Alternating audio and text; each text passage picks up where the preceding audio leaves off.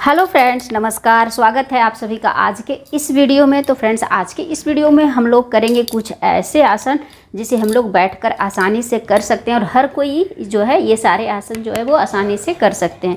तो सबसे पहले हम लोग स्टार्ट करेंगे दंडासन से। अभी जिसमें मैं बैठी हुई उसे हम लोग वज्रासन बोलते हैं। तो दंडासन में जो है वो बैठने के लिए सबसे पहले हम लोग क्या करेंगे, दोनों पैरों को इस तरीके से आगे फैला लेंगे और अपने दोनों हाथों को अपने यहाँ पे साइड में इस तरीके से रखेंगे।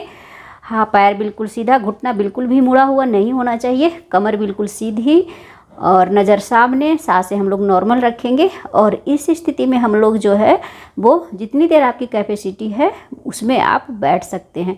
तो ये हमारा पहला आसन है जिसे हर कोई कर सकता है। तो ये हमारा दंडासन है। कहना जितना आसान है, आप बैठ के देखिए, आपको जो है वो बहुत मज़ा आएगा। और इसे आप 10 सेकेंड, 15 सेकेंड, 20 सेकेंड, 40 सेकेंड, जितनी आपकी कैपेसिटी है उतनी देर बैठना है। रीढ़ की हड्डी बिल्कुल सीधी झुक कर इस तरीके से नहीं बैठना है, बिल्कुल एकदम स्ट्रेट बैठना है। कमर सीधी, गर्दन बिल्कुल सीधी, नज़र सामने, सांसें नॉर्मल, इस तरीके से बस हम लोगों को बैठना है। तो जितनी देर आपकी कैपेसिटी है उतनी देर बैठ सकते हैं। तो ये था हमारा पहला आसन जिसे हर कोई कर सकता है, जिसे हम लोग बोलते हैं दंडासन। वापस आने के लिए सिंपल हम लोग नॉर्मल ऐसे रिलैक्स करेंगे और इस तरीके से हम लोग पैरों को फैलाएंगे, हाथ पीछे की ओर, इस तरीके से आकर हम लोग रिलैक्स करते हैं।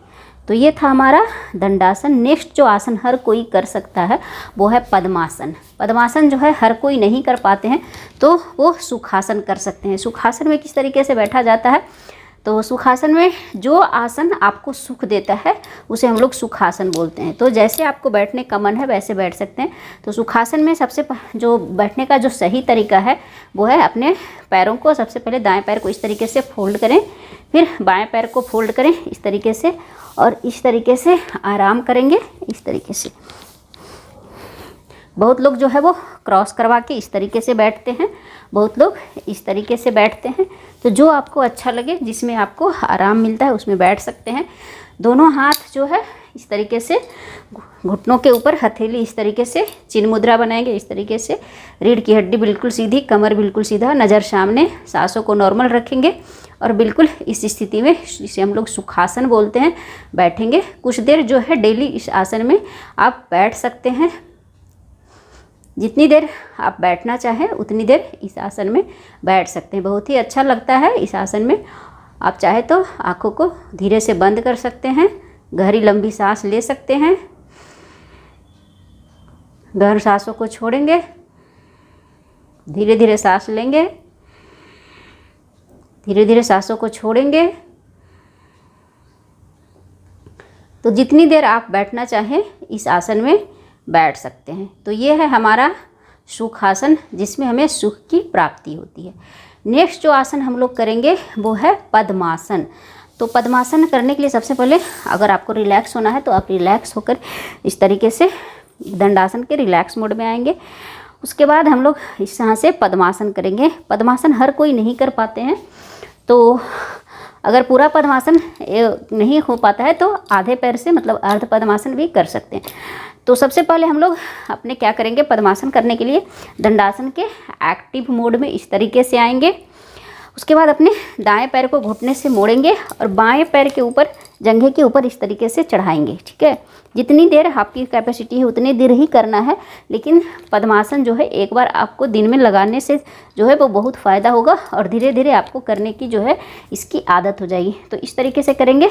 अगर आपको अर्ध पद्मासन करना है तो सिंपल आप पैर को यहाँ पे ऐसे रख सकते हैं, लेकिन पूरा पद्मासन आप लगाना चाहते हैं तो इस पैर को उठाकर इसके ऊपर इस तरीके से रखेंगे, बिल्कुल आराम से बैठेंगे और दोनों हाथों को यहाँ पे रखेंगे। जितनी देर आपकी कैपेसिटी है उतनी देर करें। बहुत लोग जो है पूरा पैर ऊपर यहाँ जांघों के ऊपर रखते हैं, तो इतना मेरे से नहीं हो रहा। जितना आपसे होता है उतना ही करें, जितनी देर आप बैठ सकते हैं उतना ही देर बैठें। लेकिन पद्मासन जो है वो बहुत अच्छा होता है। एक बार जो है दिन भर में कुछ सेकेंड के लिए इसे ज़रूर करें। सांसें जो है बिल्कुल नॉर्मल रहेगी। आप चाहे तो आँखों को बंद करके इसमें जो है बैठ सकते हैं। रीढ़ की हड्डी बिल्कुल सीधी, नज़र सामने, थोड़ी देर इसमें इस तरीके से बने रहेंगे। वापस आने की स्थिति में हम लोग झटके से वापस नहीं आएंगे, धीरे धीरे अपने जो पैर ऊपर है उसको नीचे इस तरीके से उठाएंगे, जो पैर यहाँ पे है उसको इस तरीके से करेंगे और दोनों पैरों को आगे इस तरीके से खोल लेंगे और फिर रिलैक्स करेंगे।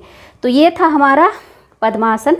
इसका काउंटर पोज भी करेंगे। अभी मैंने आपको दाहिने पैर से करके बताया था, अभी हम लोग बाएं पैर से करेंगे।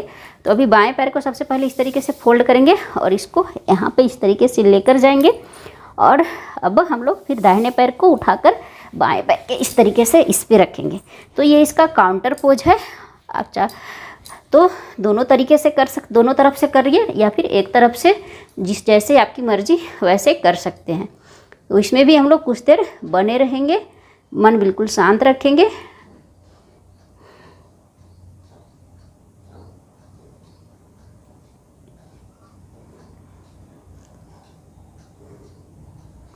वापस आने की स्थिति में हम लोग पहले पैरों को इस तरीके से उठाकर नीचे रखेंगे, फिर इस पैरों को रखेंगे, फिर पैरों को आराम से खोल लेंगे।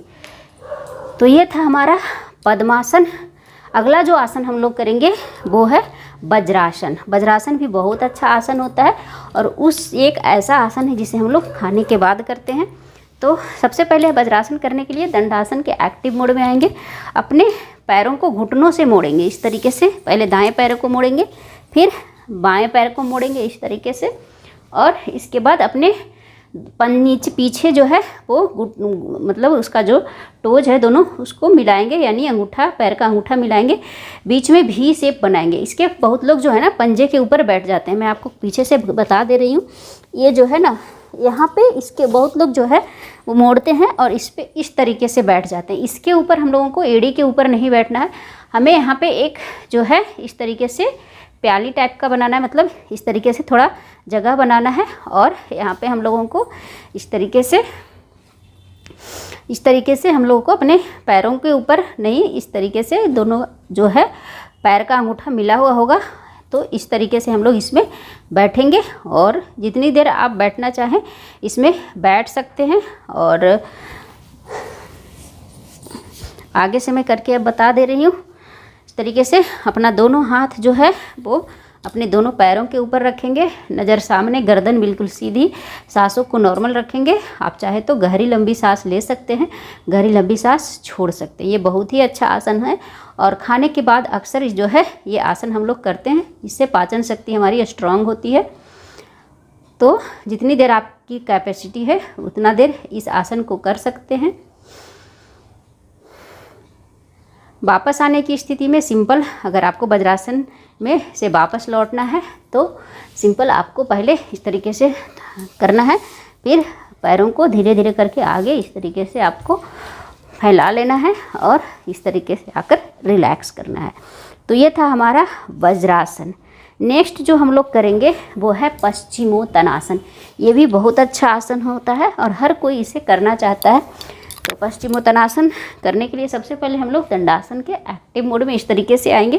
पैर आगे की ओर, गर्दन बिल्कुल सीधी, रीढ़ की हड्डी सीधी, हाथों को इस तरीके से बगल में रखेंगे। सांसों को लेते हुए हाथों को ऊपर ले जाएंगे। सांसों को छोड़ते हुए हम लोग कमर से झुकेंगे। बहुत लोग जो है ना हाथ को पहले इस तरीके से झुकाते हैं और यहाँ पे लेकर आते हैं, तो क्या होता है कि हमारा शरीर झुक नहीं पाता है, बस ऐसे ही हो जाता है। ऐसे नहीं करना है हम लोगों को। करने का जो सही तरीका है वो है इस तरीके से हाथों को रखेंगे, सांसों को लेकर गहरी लंबी सांस भरेंगे, सांसों को छोड़ते हुए कमर से झुकेंगे। जब कमर से झुकेंगे ना तो आप थोड़ा आगे जो है ज़्यादा झुक पाएंगे। मैं आपको करके बता दे रही हूँ।